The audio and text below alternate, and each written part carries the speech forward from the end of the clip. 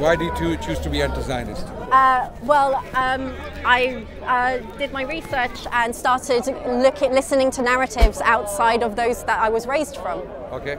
And the context for my family history, I'll just sort of set the standard there with that, is so my great-grandpa immigrated into British Palestine at the time, went through the War of Independence, and then basically my grandparents, aunts, uncles and cousins all are Israeli and only have Israeli citizenship. It's only my mum and my brother who were born there, thanks to my dad, that we all have dual citizenship, and that's how I'm British Israeli. Right.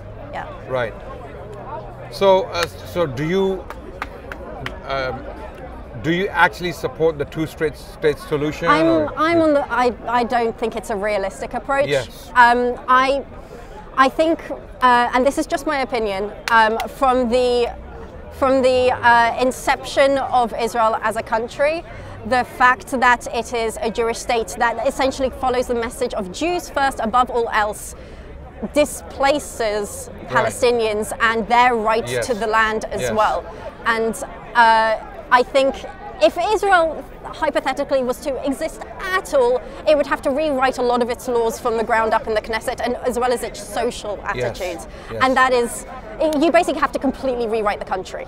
Yes. And it's But ridiculous. currently, what is your opinion? I have an opinion that that currently the state is a racist state, it's an apartheid state, it's a genocidal state, as we have seen, and it's also a terrorist state. This is my opinion. These are very kind of, some people think it's a very harsh opinion, but I don't know why when it comes to Israel it's harsh, and when we're talking about Russia or ISIS and other entities around the world committing the acts of terrorism. I do think it's very interesting that there is, because I think I do think that America and England and a lot of the West sees, and we might agree with this sees Israel as like a post for like their opinions and their standpoint and their influence. One of the last colonial outposts. I do think that I do think that and that's what you're advocating.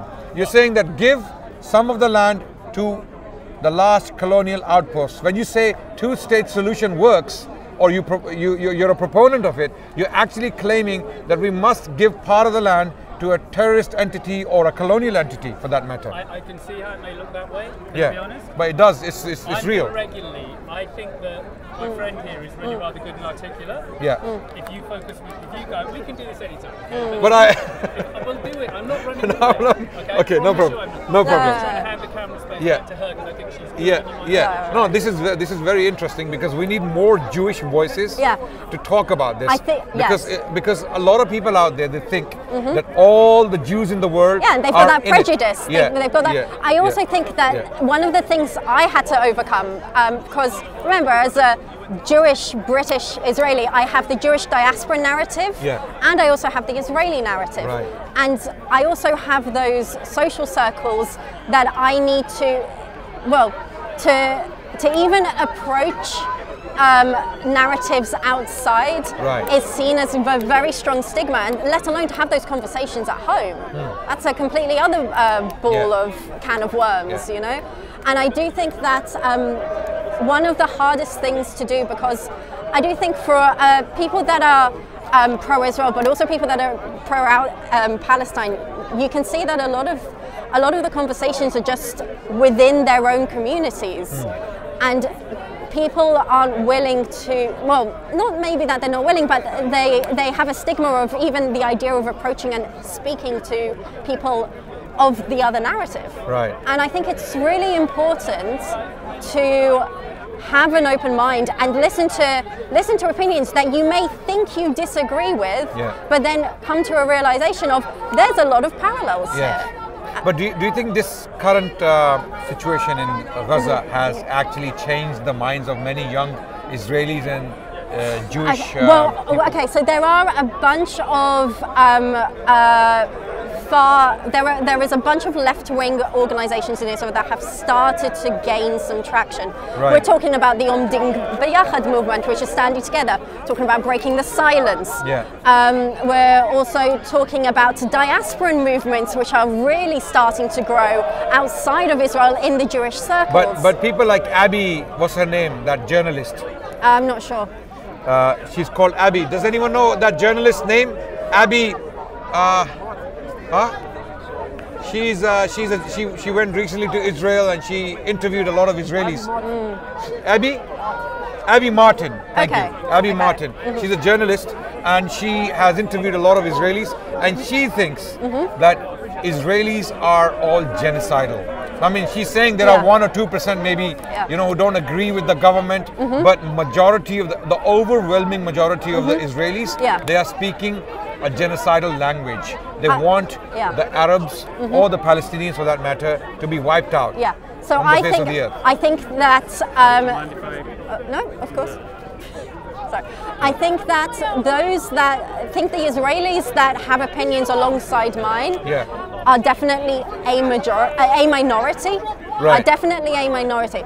I do also think that the narrative that you're saying of how they're framing a denial of genocide and a complete lack of acknowledgement to the suffering of Palestinian civilians. Right. I also agree. I do think that's present. Why is that the case? I mean, so there's censorship, and also, okay, so at home we've got the Israeli news going on like pretty often, N12 and everything. Like. But how can you brainwash?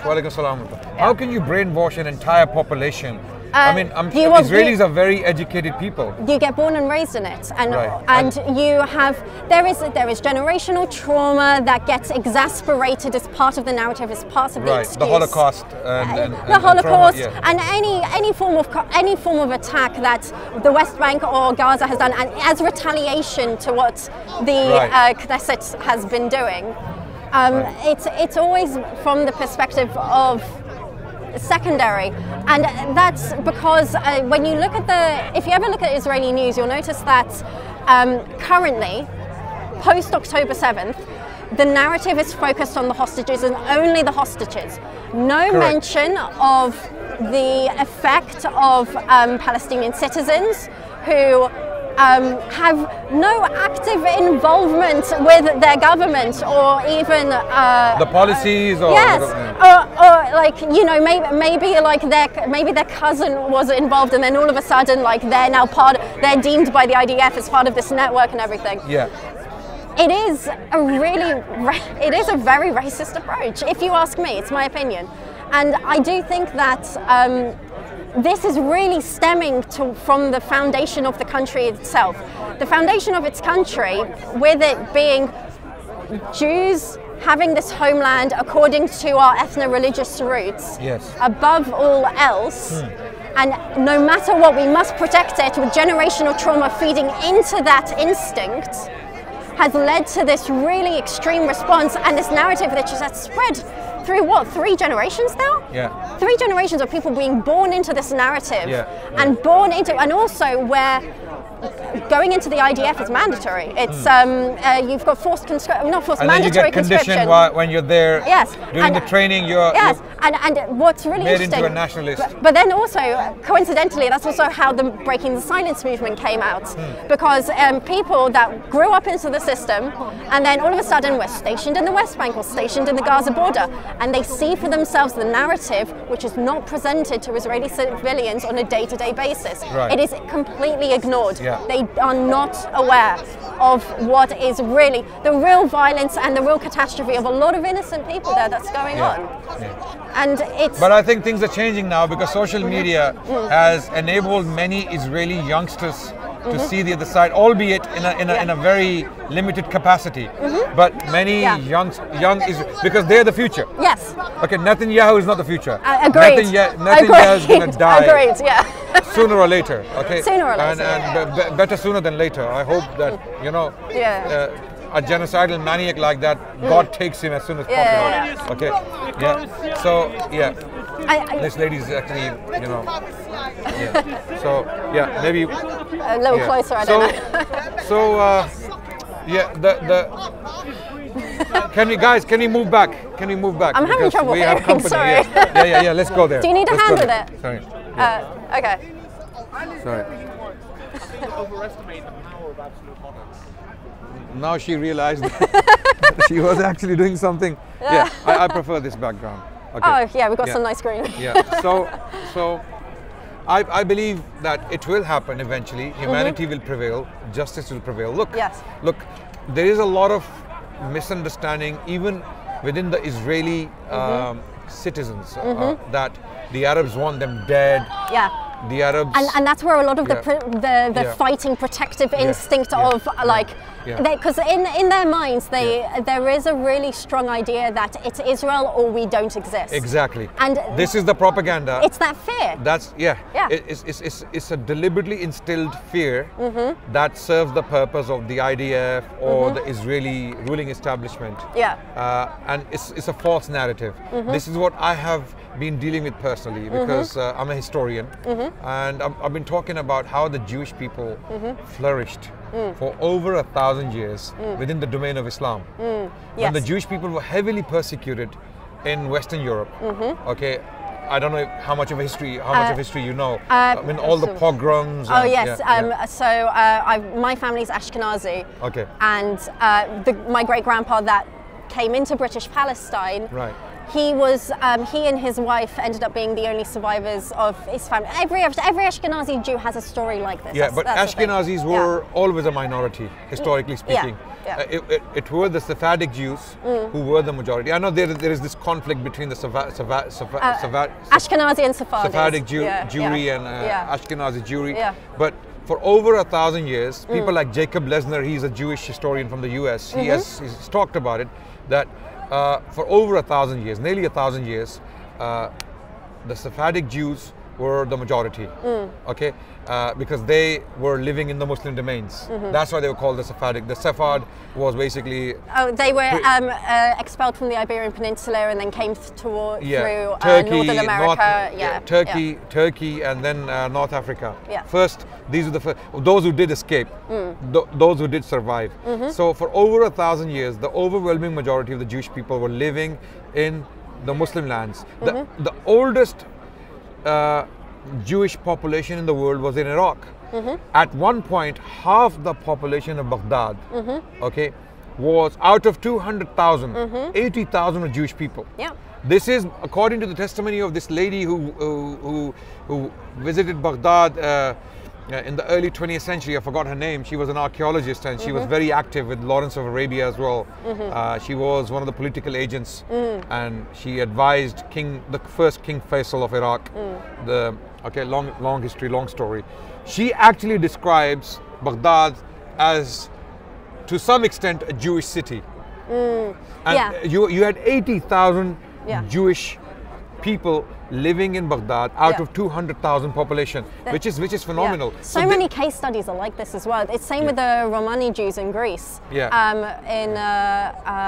one of the coastal cities, one of the port cities, it was essentially Jewish people that created it was through textiles and just local business. They flourished the city. Almost everything. Everything that was profitable, the Jewish people were flourishing during the Ottoman period in Ottoman territories. And there was a very strong history of coexistence as 100%. well. There are Jewish scholars who claim that from the year 900 to 1200, 300 years, this was the golden age of the House of Israel under the domain of Islam.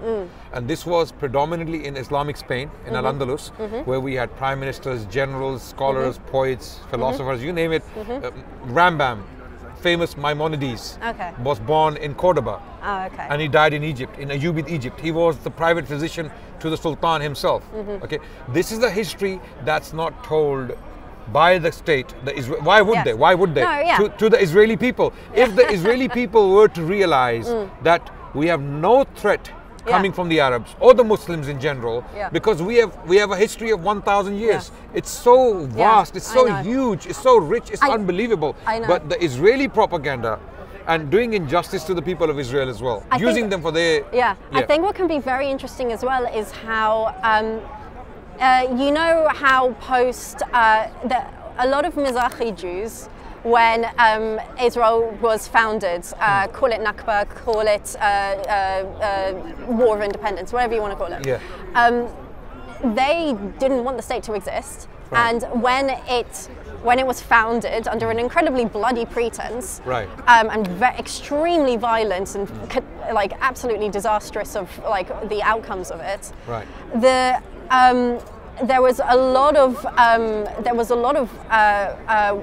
whiplash. There was a really strong whiplash effect to the Jewish citizens in these neighboring territories, and this ended up feeding into the Arab territory. Yeah, absolutely. And this ended up feeding into the territories where you've got like Operation Magic Carpet and so forth, where they're basically mass. No, there is this theory that some of the Zionists were deliberately carrying out acts of violence in some of these Muslim territories for the Jewish people to feel threatened enough for them to move to Israel. Yeah. Because they needed people to move to Israel. Yeah. So a lot of Yemenis and Iraqis and Moroccan Jews and Tunisians and Libyans, they ended up in what came to be known as the State of Israel. Yeah, and they are diehard for Israel because they're within their lifetime of experience, or their grandparents' lifetime of experience, was of absolute violence of their original homelands. Well, their native homelands, maybe not. Do you feel there's enough?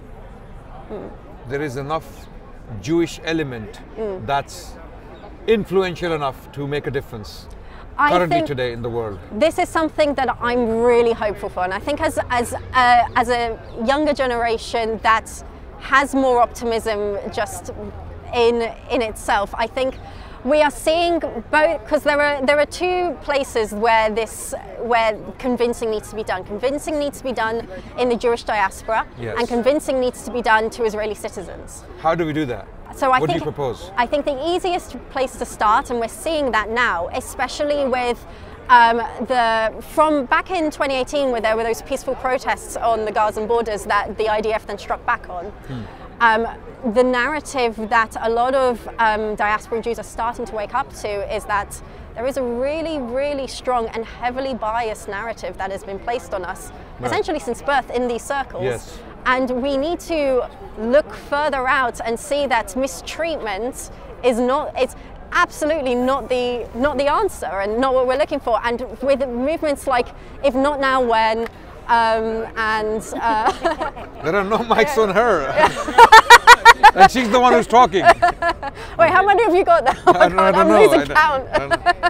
It's as they say, you know, it's free for all. Fair game. But I think what I would like to say is I'd like to say, like, as someone who is more diasporan than I am Israeli, having grown up in Britain, but with that culture.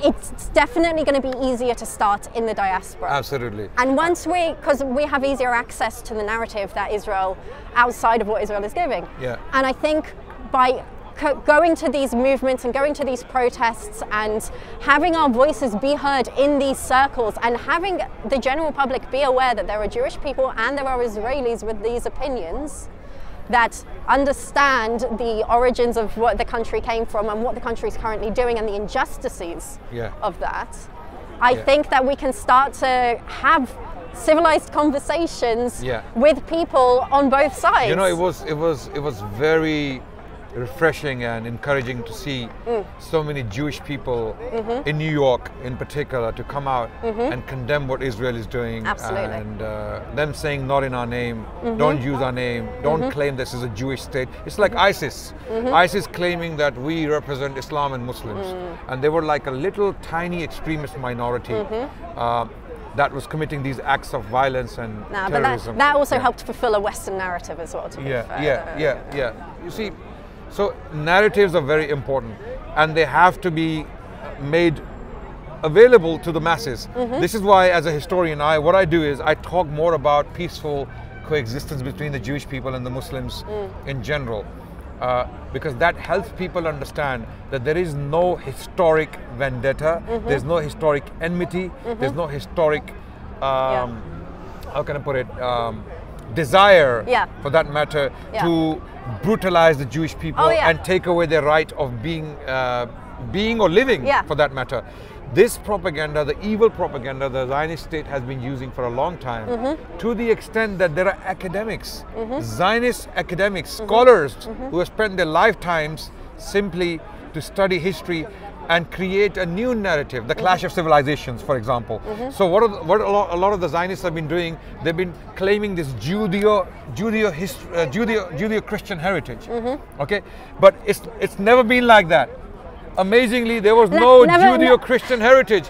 It doesn't exist. You know why? Because the Judeo element was always persecuted in the West. Yeah. There was never a time in Western history when the Jewish people lived in peace.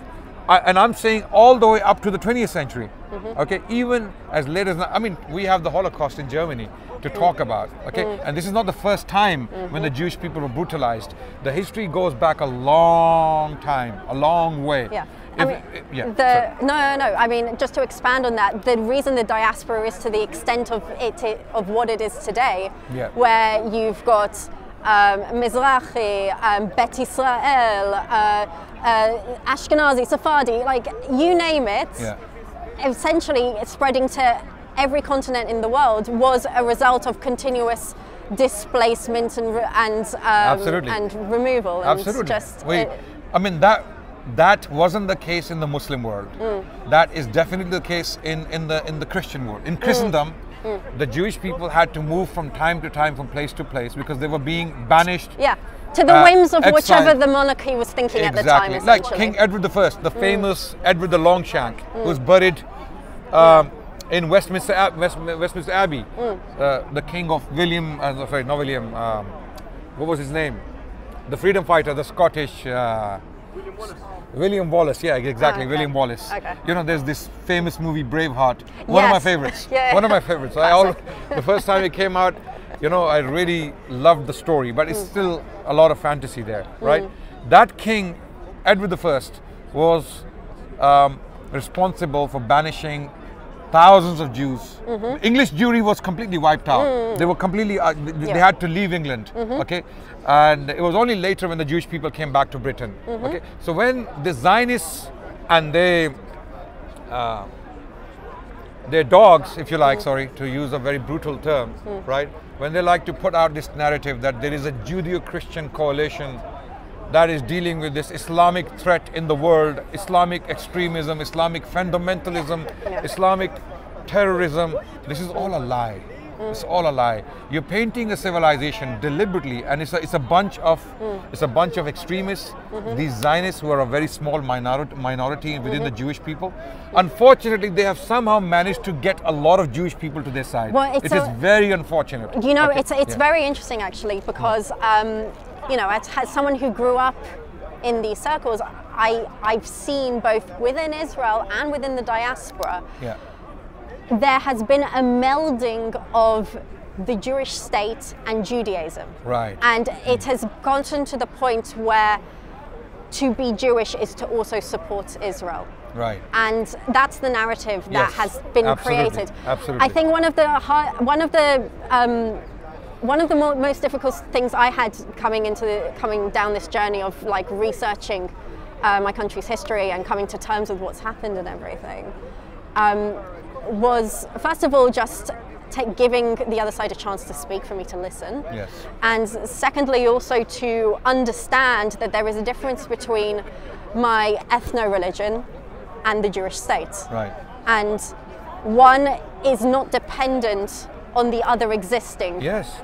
And that's never the case. Even in Islam, as Muslims, we don't say that a particular state represents the religion of Islam. That would be a mistake. That would be a disaster. You know why? Because let's say that state decides to do something crazy, like what the Israelis are doing today to the people of Palestine, right? Now that brings bad light on the religion. Okay? This is why throughout our history, 1,400 years of Islamic history, we have never claimed that a particular state definitely represents Islam, okay? Or I must rephrase it. There was never a state in our history that completely, fully followed the rules of Islam to the, we can say the earliest period was the best, okay, when the early Islamic expansion was taking place. But we had later dynasties, as great as they were, as magnificent as their legacy is, as, as tolerant as they had been to the Jews and the Christians and others. And of course, there were periods of disturbance as well, okay. We don't say they actually represent Islam, okay. Apart from the very early period, the Prophet and his earliest companions and caliphs, we believe they were the best people to walk the planet. They did their best to do as much as they could. Even the Prophet himself was very fair with the Jewish people. People, a lot of the times, people talk about one particular incident. Unfortunately, I've yet to read the Quran. I have a copy at home. I've just you must read our perspective. You must read the Quran to start with, and read the life of Prophet Muhammad. And another thing I would like you to read is how the Jewish people actually lived with the Muslim civilization for over 1,000 years. That's a very It's a narrative that's not talked about. It is a completely lost narrative. It's only known to academics, and even those academics who specialize in it. If you go to any standard historian who studies history, let's say, of Europe or the Islamic world, they wouldn't be necessarily aware of this particular side of the Islamic history, okay, or the Jewish history, let's say, okay. There are experts who have studied it. Unfortunately, most of them are Jewish, and many of them are Zionist, okay. And I'm not saying only Jewish people are responsible for this. I'm saying Muslims also need to study that history, which I have done to some extent, and we need to put this narrative out, because a lot of people don't understand this. People think Jews and Muslims are basically two worlds apart, and they don't want to be with each other, they don't want to live with each other. This is the Zionist state of Israel. This is the narrative they created, and they're pumping it quite successfully. There are people, journalists, politicians who are pumping that politician, yes. I also think it's just ridiculous as well, because like we're all following an Abrahamic religion. Absolutely, yes. And we all have claim the same origin. We claim the same origin. Yes, I know. We know the differences. How the Jewish people practice and believe in their religion. How the Christians went their way and the Muslims. Yes, please. Yeah. Same question when we were debating. What do you two think was the best way forward? I mean, that would be interesting. I have a perspective on this. That's a very good question. I forgot your name. Tony, sorry. I mean the best way forward for the Tony is asking this question.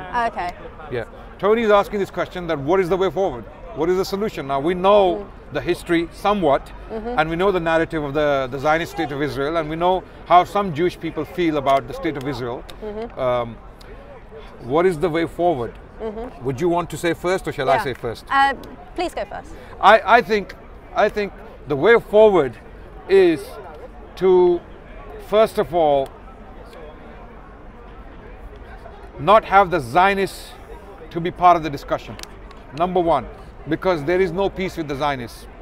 They will never want peace. They will never promote peace. It's like having ISIS on a table discussing peace with them. You're not going to have that. You're not going to have peace with a bunch of nutters who have committed a genocide. Would you discuss peace with Nazis? Simple question. After they committed the Holocaust. Okay, it's like me coming to the people, to the world, saying to the UN or global leadership, sit with the Nazis and discuss peace and give a piece of Germany to them. No, I would never propose. So the world has to wake up. The first step in the right direction is the world has to realize that Zionism is poison. It's an extremist ideology. It is inherently racist. It is unfair, unjust, and it has to be confronted head on. Unfortunately, it's very powerful. It's very influential. It has many politicians in its pockets, as we have seen recently, how all these presidents and prime ministers have been making these amazingly, shocking statements. Like, you know, they have no, I mean, of course they are condemning some of the actions of the state of Israel. For example, the British personnel who were killed recently, the aid workers who were killed. Okay, 20,000 children have died to date. Okay, many more thousands have been permanently disabled. Okay, this is a genocide. This is an absolute genocide, and the world feels very powerless somehow to express their disgust on this. So we have to, the step in the right direction would be to take control of the territory, remove the Zionists from the picture, and then sit with the Jewish leadership of the world, legitimate Jewish leadership, and the Muslims, primarily the Palestinians, the legitimate Palestinian leadership, whoever you may think they are, whoever you may think they are. You don't like Hamas, no problem. You don't like Hamas, don't sit with them. But bring the Palestinian leadership, legitimate Palestinian leadership that represents the Palestinian people. Sit with them, bring the Jewish people on the table, and find a solution. Yeah. And the solution, if you want to apply democracy, sorry? Are you saying that leadership is the legitimate leadership as Hamas? No, I'm not. I didn't say that. We don't know. We'll have to find. We'll have to find out. Okay. So if the world wants peace in the Middle East, and we are serious about it, Netanyahu has to be sent to Hague. He has to go to the Hague. He has to be put on trial, just like Saddam Hussein was pulled out of the whole. Literally, you know, you saw the footage. Yeah. Saddam Hussein was actually pulled out, dragged out of the hole, and he was put on trial. Okay, Milosevic and all those guys, we managed to, you know, put them on trial for war crimes. Here we have a war crime in front of our eyes, right under our noses, right? We saw a huge number of children completely decimated. These are human beings. I mean, I always talk about this. If I took a cat today, right now in front of all these cameras, and I twisted the neck of that cat, this lady standing next to me, this very respectful, beautiful Jewish lady, she would attack me first. She would say, "What the hell are you doing? This is absolutely mad. This is crazy. Why would you do something like that?" Right? It would be a verbal attack. I mean, look. I mean, if you intervened physically, I would fully understand why you did that, because you're doing the right thing. But we have 20,000 children buried alive, right? So something has to be done. So that's my solution. And I mean, if I speak with the Muslim hat on, and Muslim hats come in many different colors and styles, yeah? Put anyone you like, any hat, any type you like on my head. The Afghan pakol or the long, whatever hat, right? If I put my Muslim hat on, I believe the solution is Islam. Ruling as a political entity. Because, for example, I'll qualify, okay? If Muslims are allowed to rule this territory, because Muslims are the only people, historically speaking, who brought the three faiths together in harmony. From the time Muslims took Jerusalem or the land of Palestine, this is the first time when the Jews, Christians and Muslims lived together, historically speaking. Who says so? People like Karen Armstrong. Okay, Karen Armstrong has written a history of Jerusalem, right?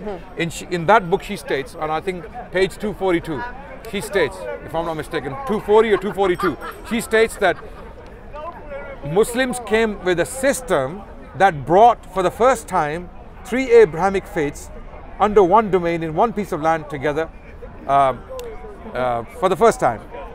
That's what she said. I'm paraphrasing her words, right? So, yeah, you can. So we're going to come to her first. Am I right in saying your summary is broadly a Muslim state? Where you No. With the Muslim hat, with the Islam hat. Yeah. Why do I say that? When the Christians are ruling Palestine, they banished the Jewish people on pain of death.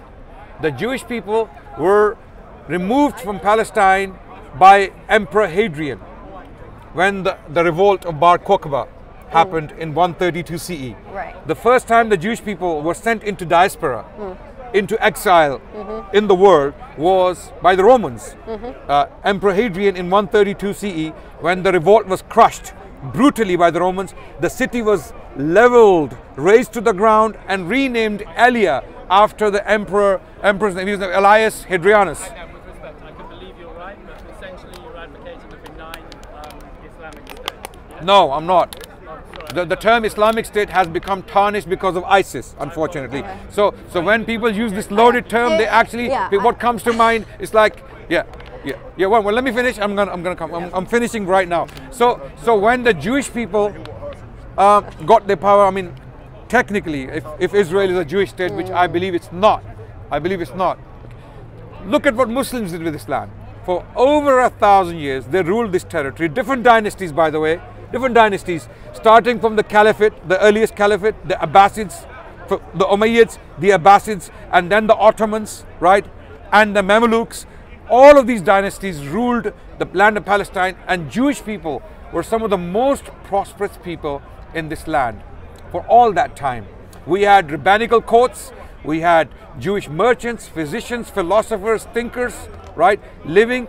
It was only during the time of the Crusade when all of this peace was disrupted. The Crusaders came in, massacred the Jewish people, massacred the Armenian Christians and the Muslims. So my claim is, one of the solutions is, sorry Tony, you started me. I can't dispute any of your history. Yeah. My immediate concern would be, no matter what the previous generations have done, the generations right now who are locked into this Yes. appalling situation. So the world needs to get involved. To what extent, what's the best way forward so they can coexist now? The history you're telling As I said, the global international community, the Arabs and the Western world, they need to wake up and smell the coffee, and they need to realize if they don't stop this, it's not going to stop. There will be more genocides, there will be more wars, there will be more killing. The cycle of violence is called a cycle and it may for spread. a reason. Yes. Yeah.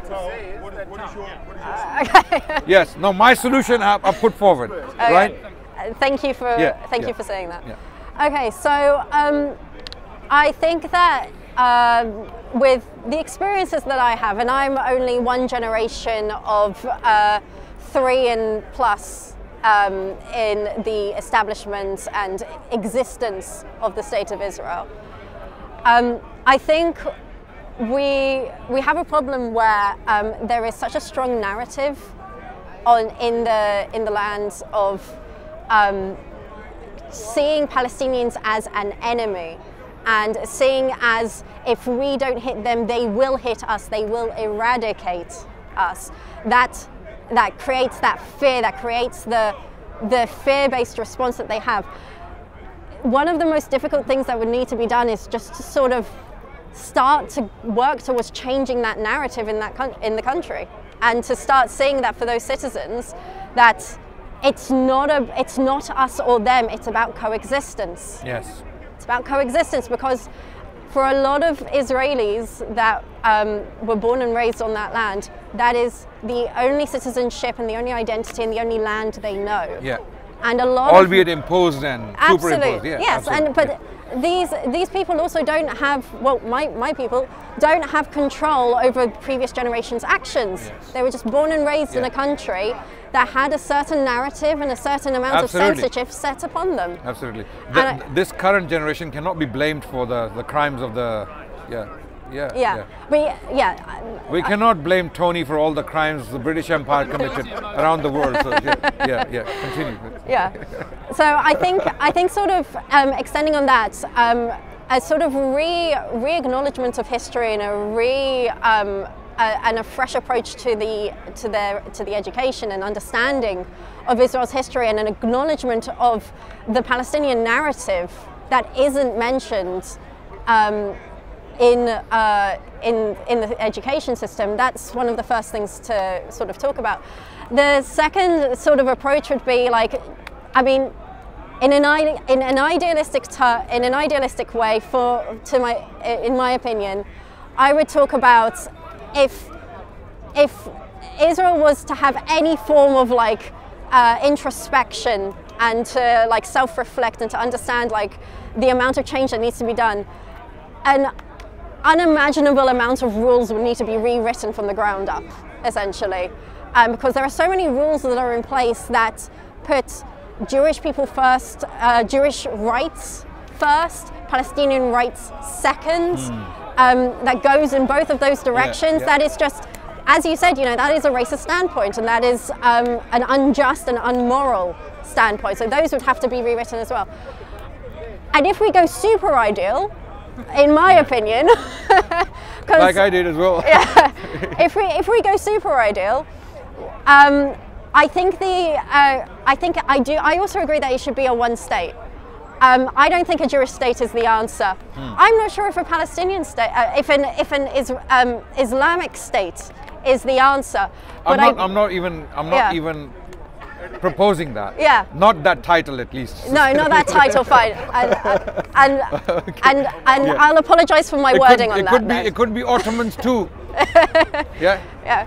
Ottomans Part 2 or something like that. I mean, it could be anyone. It could, as long as the point, I think we both agree that as long as the Jews and the Muslims and the Christians and the atheists Jews and the Bedouins, yeah, absolutely, anyone, all human beings can live in harmony, peacefully, and there is law and order, and law applies to all equally. Yeah. Okay, as long as that can be achieved, we're happy. Yeah. Okay. Yeah. So. I said as the man who's got to take stay in line with the rule of the Lord. If we were doing that, if the Jews were judging by their book and the teachings that were given to them, they put out the forefront, they would be merciful to Russia. That's a good. Look, the problem is not all Jewish people are religious. Not all Jewish people actually follow the rabbinical version of Judaism. Likewise, not all Palestinians are religious. If you look at the Fatah leadership, and not all Palestinians are Muslim. Yeah. We've got Christian Palestinians as well. Yeah, we have Christian Palestinians, we have Muslim Palestinians, we have atheist Palestinians, right? So there has to be a solution that accommodates for. I mean, Yeah. Yeah. No, they don't. I don't see the mercy that's Unfortunately. I think so. Going down this rabbit hole of super idealistic, I think a secular one state where from the laws of the ground up that states that the Israelis that exist are allowed to, especially if they only have single citizenship. Why does it have to be secular? I mean, if it's about the legal. I would like to finish my statement, if that's all right. Sorry. Because I don't want to be cut halfway when I'll come back on it. I'll come back on it. Thank you. Yeah. I do think that in a one-state secular state that has made sure that the narrative is having the entire viewpoint presented of its history and historical wars and mistakes that were made. That it should also, from the foundation up, say that both Palestinians have an absolute right to return and freedom to roam and freedom to take land that was theirs and re-establish themselves there. But also Israelis that presently exist there, with considering that they from as my example, like down to my grandparents being around. And that's the only identity they have. They also, in my opinion, have a right to remain as well. But it's about having an approach of coexistence and equality. Yes. Equal treatment.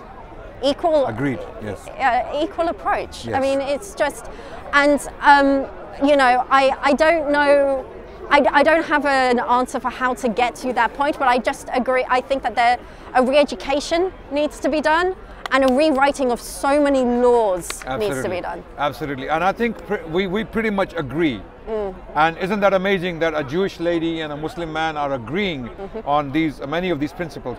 We may disagree on the model. She may propose a secular model, which I think is impractical. Okay, I may propose an Islamic model because I have reasons to propose that model, and she has reasons to propose her model, right?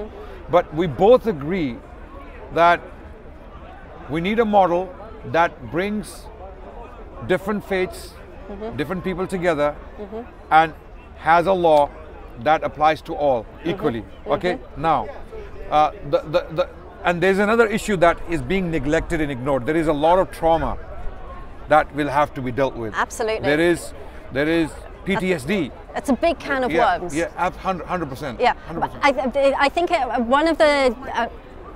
So she was making a point that you can. Yeah, you can. Yeah. Oh, okay. Okay. You just came right now. Yeah? We have discussed it extensively. Watch the video. Inshallah, it's going to come out soon. It's going to be on I don't know how many channels, but anyway, But we have discussed it. Just my question. Yeah. What is the solution between them? What they need to do, Palestinian and Israel, in that country? We have discussed it in detail. Just now, we discussed it in the last 15-20 minutes. I think we discussed it. Yeah. I think I've lost the point. Okay. Where were we? Okay.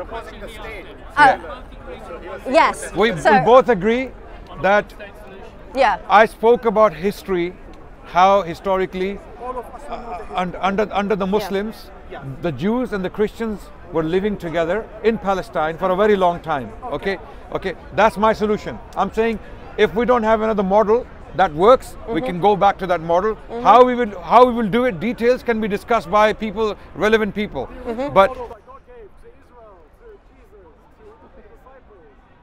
I call the original model to me is the model of my Prophet and what he left behind in his teachings. And when we did apply those teachings, why did the Jewish people survive for over 1,000 years under the Muslim domain? The Jewish people were the most vulnerable people as a community in the world. There are many reasons for that. Because of possibly indulging in usury. Okay, a lot of Jewish people were indulging in riba, what we call riba, usury. Okay, and they were hated for that. Throughout European territories, one of the reasons why Jewish people were hunted repeatedly and hated by the masses was because of interest, because of usury, right? And that's why the kings had to protect. Yeah, I think when it comes to historical displacements, it kind of ends up in a way being a bit of a self-fulfilling prophecy with Judaism, where when Jewish people get displaced and then move to a new land, they establish themselves, but they also ostracize themselves from the wider majority. Ghettoized. So, and they just sort of, it's sticking to themselves from probably even at that point some generational trauma.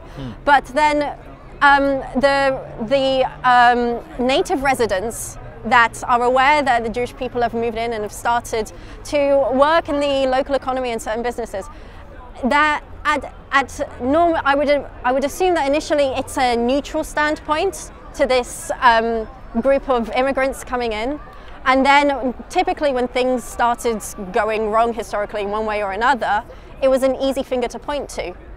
And Ashkenazi Jews were these strange immigrants back in this era. It's just gotten to the point where whether Ashkenazi, Mizrahi, whatever, we've just assimilated into these local cultures. The point that I'm white, that I look like this, and and that's just. I have white privilege. There was intermarriage and conversions as well. I mean, there were conversions, and a lot of Ashkenazis do actually come from Eastern Europe, European territories. So that's another issue. That's something within the Jewish people themselves, and these.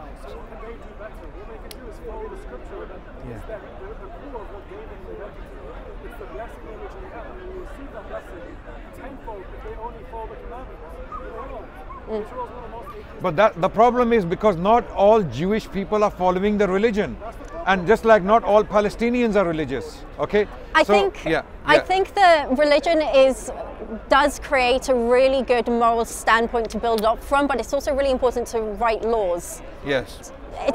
It's also really important to write laws. And No, I think there's two separates. There is a moral and religious law. There's a moral and religious law, and then there is the rest. The separation, I think, is what can hold in a court of law. The separation is, I think, what can hold in a court of law. Even the term court of law can be relative because the Jewish people could have their own courts, bet dins. Okay, the Muslims have the court of the Qadi, the Muslim judge. Okay, so.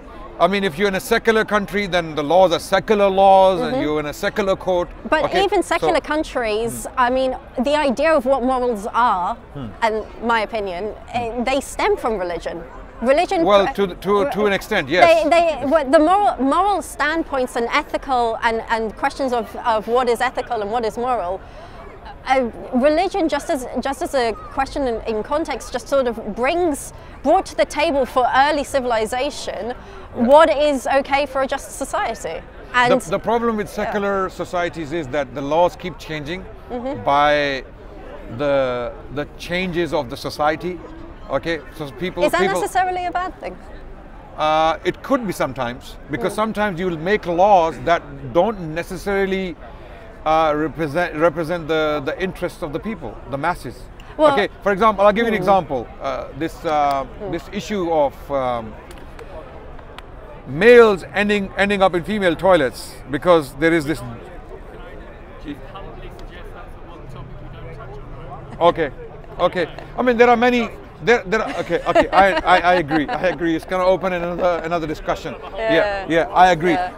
But I'm saying, look. When people change, societies change. Okay. Sometimes societies come to agree on things that are immoral. Okay. The Germans predominantly were fully behind Hitler when Hitler was doing what he was doing to the Jewish people. He had the sympathy of the majority of the German people, not all Germans, of course I know that. Okay, just like today Abby Martin is claiming that the Israeli people are predominantly, the overwhelming majority is behind the state and the actions of the state. Now, if they start making, the reason why the Israeli state is getting away with these racist apartheid laws is because they have managed to convince the majority of the Israelis as to the correctness of these laws. Yeah, I mean, the fact and this is the problem with secular model. This is what my issue is. When you have religious texts, okay, their morality is determined. It's already established. You cannot make something immoral stated in the scripture and make it moral. It's not going to happen, right? Because pens have been lifted, papers are dry. So you cannot change divine law or God's law. But with secular system, with a secular solution, that threat will always remain. If you manage to convince the masses on a disaster, on a catastrophe, or on a racist law, like what happened in the American South, okay, with the Afro-Americans and all the lynchings and all the so-called emancipation and post-emancipation, this is I mean, I From politics to end politics. I'm not saying you shouldn't. I'm just saying you have jumped that sharp. right. Okay. Well, Ethically, I take far more issue with you. Politically, this is fantastic. I think everyone's loving it. yeah. The ethical assertions you made on the control what kind of state it would be. I think thank you. I think we're digressing, yes. Yeah. So I think we have pretty much expressed our views. Yep. And we agree on a lot of things. I'm very happy. Sorry, what's your name? Tal. Tal. Yeah. Very happy to talk to Tal anytime in the future. If you come to the park, we'll continue discussing. We need more people like you. Yeah. We need more voices, Jewish voices. The voice is growing. The voice is growing. I'm so happy I want people to be aware that the diasporan voice is very much growing, and even in Israel, the voice is growing. The minority is coming out, and people are starting to talk, and people are starting to listen. So make sure you listen. You let us listen as well, please. Absolutely, and this is why we're doing this exercise. The reason why we're having this conversation is going to get out to potentially hundreds or thousands of people. Okay, and I hope people can hear these voices. You're a Jewish lady, I'm a Muslim man. We've had a very friendly conversation. We agree on a lot of things. So this perception out there that there is conflict, this enmity, this is a lie, this is not true. She's an educated lady. I am still trying to learn somewhat. Okay, so we have a long way to go, and we can bring back that coexistence, that feeling of compassion and generosity and justice towards each other that once existed among us. And we really have to look to the future. We have to plan for the future and talk more, represent our views more. And we want more Jewish voices. We want more Jewish voices to come forward and start speaking the right thing, start saying the right thing. And there are many, as Tal pointed out, and we saw lately on the news as well, that many people are being heard, and they're coming out. And I'm very glad to see that, especially the American Jewish community that came out in New York. They made us proud. Okay, and we hope this can continue, and eventually there will be a day when we will see peace again in the Middle East. Inshallah. Baruch Hashem. On that note, thank you so much. Thank you so much. My pleasure. Genuine. I cannot. Islamically, I'm not allowed to have physical contact. I apologize. I wasn't aware, but thank you very much. No worries. But thank you so much. Thank you very much. Thank you.